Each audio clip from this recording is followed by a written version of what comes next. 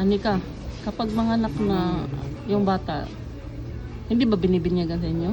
Hindi. So walang ninong at saka ninang. Wala po. So walang magbibigay ng gift. Meron. Pangalawang ina, ganyan.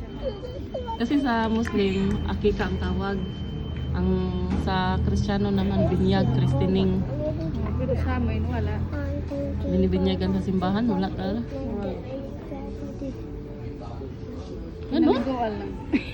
Pinaliguan? Anong pagligo? Kailangan maligo. Lahat. Hindi ka nga naligo araw-araw. Namalisyo eh.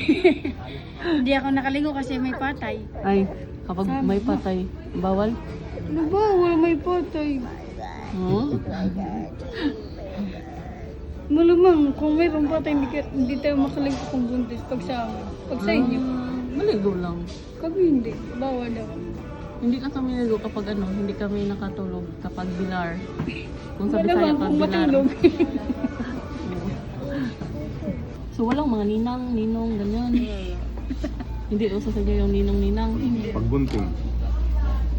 Wala pagbunting. Ano? Ang akika, murag ang akika sa Muslim. Pag sa tauso, ang tawag nila pagbunting. Wala po sa inyo pagbunting. Hindi.